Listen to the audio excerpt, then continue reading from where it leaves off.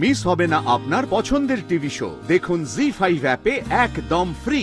এই মুহূর্তে সব থেকে বড় খবর, ভয়াবহ দুর্ঘটনা সংশোধনাগারে।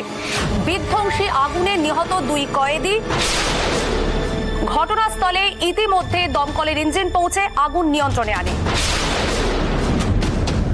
কিন্তু কিভাবে এই দুর্ঘটনা ঘটলো তা খতিয়ে দেখছে পুলিশ।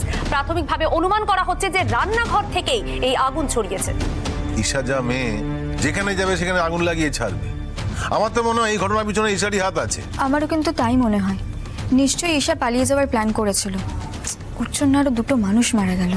অগ্নিকাণ্ডের বিভৎসতা এতটাই যে প্রাথমিকভাবে 2 কয়েদিকে চিহ্নিত করা যায়নি। আগুনে পুড়ে তাদের এমনই অবস্থা হয়েছিল যে তাদের শনাক্ত করা সম্ভব হয়নি। পরে সুপারের কাছ থেকে তাদের পরিচয় নিশ্চিত করা গেছে। জানা যাচ্ছে মৃত 2 কয়েদির নাম ঈশা হালদার এবং ববিতা সর্দার।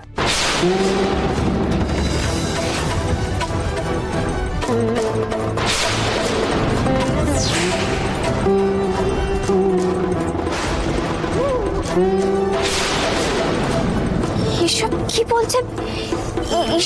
ঈশা মারা গেছে? ঈশা আন্টি স্টার হয়ে গেছে?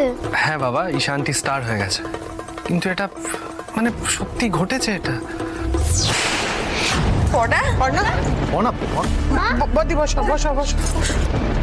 পনা, আস্তে আস্তে, তুমি শান্ত হও। পনা, এত টেনসড হয়ে লাভ নেই, সেরকম কিচ্ছু হয়নি। না মানে সৃজন, কাল অব্দি মেয়েটা একদম সুস্থ ছিল, আর আজ সে নেই, মারা গেছে। এটা মেনে নিতে আমার খুব অসুবিধা হচ্ছে। এই জন্য না পড়না, তোমার উপরে আমার এতটা রাগ হয়। আরে বাবা, এই মেয়ের জন্য 2 দিন আগে বাবুটাকে আমরা হারাতে বসেছিলাম। পুটিকে আমাদের কাছ থেকে দূরে সরিয়ে দিচ্ছিল।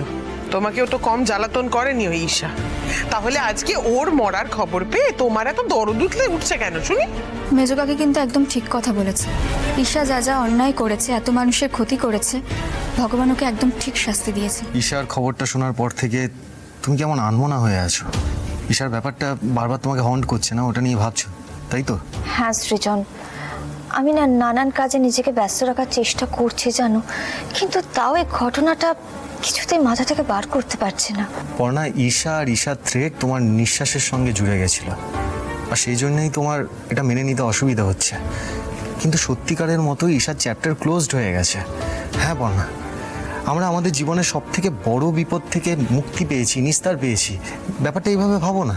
তুমি ওর পরিণতি নিয়ে ভেবো না পর্ণা। এটা ওর প্রাপ্য ছিল, যেমন কর্ম করেছে সেই ফলটাই পেয়েছে। সৃজন, তোমার প্রত্যেকটা কথা ঠিক, তবে আমার অস্বস্তি হওয়ার কারণটা কি জানো? কি? দেখো, তুমি আমার সব থেকে কাছের মানুষ, প্রিয় মানুষ, আর ঈশা তোমাকে মারতে চেয়েছিল।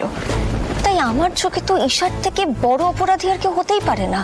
তাই আমি চেয়েছিলাম যে ওর শাস্তি হোক, আর সেটাই হলো। ও উপযুক্ত শাস্তি পেল, আর ওর মতো নিকৃষ্ট মানুষের তো শাস্তি হওয়াই উচিত। কিন্তু আমি কোনোদিন ওর মৃত্যু কামনা করিনি সৃজন। তাহলে ওর আর আমার মধ্যে পার্থক্যটা কোথায় বলো তো?